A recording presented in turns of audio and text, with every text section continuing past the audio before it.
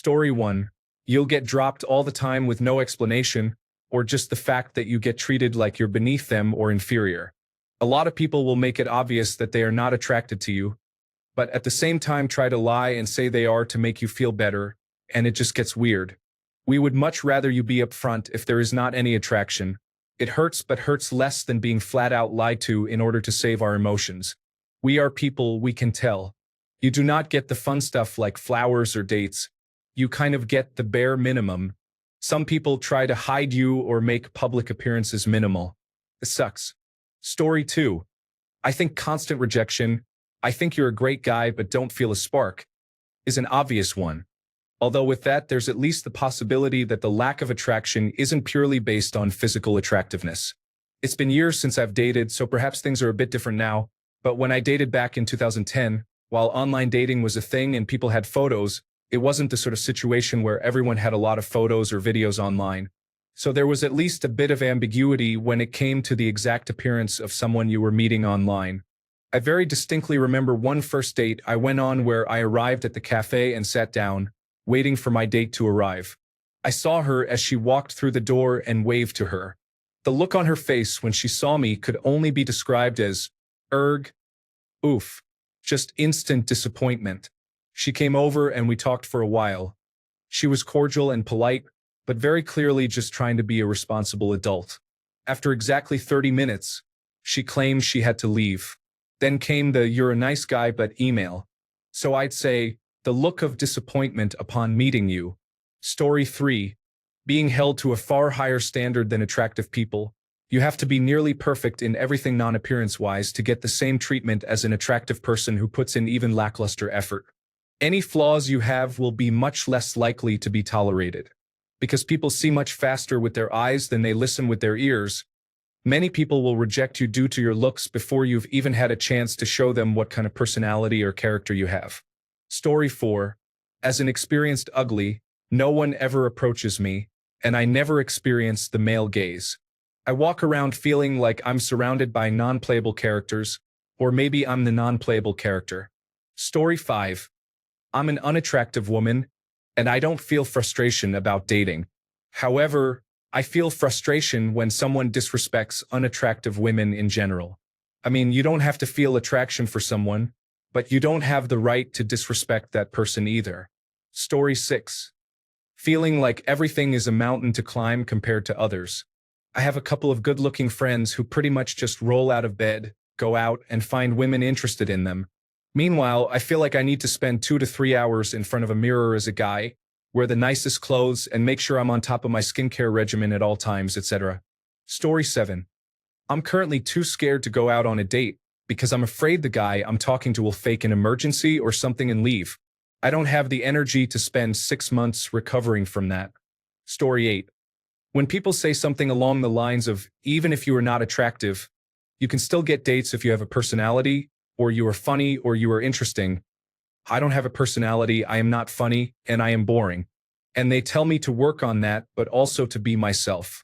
Story 9. Going on Tinder and then progressively lowering your standards until you start getting matches, then being unattracted to the people who are in your league. Story 10.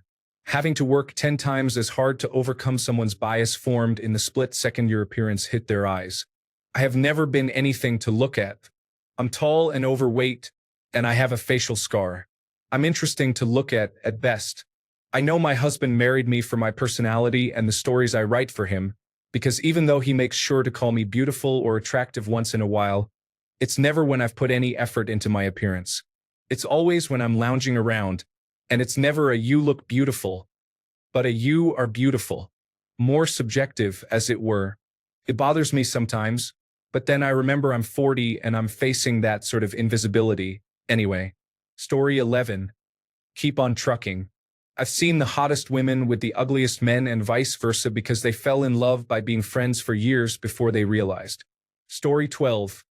Nothing anymore. I gave up on that game probably 10 years ago, maybe more. It was more of a gradual process than a single moment. But for a time, it was the inner turmoil that came from believing it was possible, falling way too easily for just about anyone, constant rejection, and gradually coming to see that no, it's actually not possible. then kind of confirming that with dating apps. Some people just have to get good at being single. And besides, people who can date can do a lot worse than that. Story 13. It's not that I don't get dates. It's that I don't get commitment or affection, and I don't mean sex. I mean that people want to have bad sex because they don't want to talk about it first or for it to be affectionate at all. Story 14. Being told that anyone would be lucky to have you, and that sometimes people do not know what they have in front of them or self-sabotage, but no one ever shows any interest in you to begin with, not even the very people who tell you that you are attractive. There is not any, "How are you still single?" If anything, there is mild shock when they find out you have been in a relationship before, and an annoyed side-eye whenever you show awareness of being unattractive. You are told one thing, but everything screams the opposite, and no one gets it. Story 15. People always say if you're not handsome, you should be funny or interesting. But what if I'm just regular? Sure, I can say something funny every once in a while, but I'm not a comedian. I feel like I'm a really stable, balanced guy who is perfect boyfriend material, but often I don't get enough time to show my biggest strengths. Story 16. Not having any good pictures makes it pretty much impossible. I can be charming, interesting, and fun on a date, but I'm overweight and unattractive and highly unphotogenic. Story 17. When I was on dating apps, I found out that the most viewed photo on my profile was the one with me and my group of friends. My friends look better than me, so men assume it's one of them they're matching with until they continue scrolling and realize it's me. Or when going out with friends, men talk to them and completely ignore me or act like I'm not there. Even when doing things solo, I'm very much invisible to men. I feel extraterrestrial or invisible regularly. Story 18. There is always someone else. I date a girl for 1 to 3 months and we are vibing hard. We have obviously slept together, and when I go to be official, it's always, "Oh, I really like this other guy too. Let me see what happens with that." Then some amount of time passes and they find out they don't fit well with them outside of their looks and come back. And I just can't bring myself to allow that and always be the second person because it will always be that way. Story 19. When people think it's okay to designate you in this underclass of friends with benefits only and never girlfriend. Society acts like you're less deserving of good treatment. If you don't want me, fine. But I'm not the person for you to purposely mistreat. Story 20. I eventually found someone, but the worst part for me was the random people on various dating apps messaging me to tell me how ugly I was and how I should leave the apps because they didn't want to have to see me. Story 21. The attractive normal people think everyone must be dating. Yeah, of course they're dating. Everyone's got to breathe. Everyone's got to date. I think I'll ask a question about it. After all, Valentine's Day is coming up. I'm not even ugly. I'm just broken, and bitter. But I'm not a model either, so I don't exist. Story 22. I'd consider myself average. At least the girls I'm attracted to are out of my reach, and the girls that are attracted to me, I'm not attracted to them, so I'm stuck. Story 23. I'm going to preface this by saying I don't consider myself unattractive anymore. I objectively was for years, though. I had no matches on any applications. I would have my cute friend getting so many women throwing themselves at her. I would get 3 in a year, if that, and nothing that turned into a relationship. It's funny because lesbians tend to care less about body standards compared to straight men, but honestly, especially when you're black, you still see it come into play. Story 24. Forget dating. I have met people that I have hung out with as friends. We hung out once. They do not want to do that again. So dating is out of the question. Story 25. I purposely match with people I don't find very attractive because I think they are more likely to actually be attracted to me.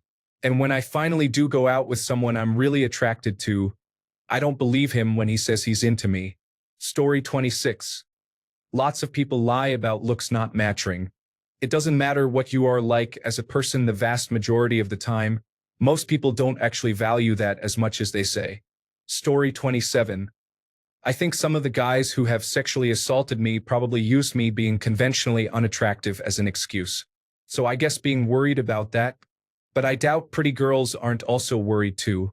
Story 28. I don't. I also have mental problems that make me not feel the need for companionship, so I've got that going for me. Besides, I know I'm a troll, so I stay under the bridge. Story 29. No one gives you a chance ever because since looks are their first impression of you, they won't even give you a chance based on any of your attributes. Story 30.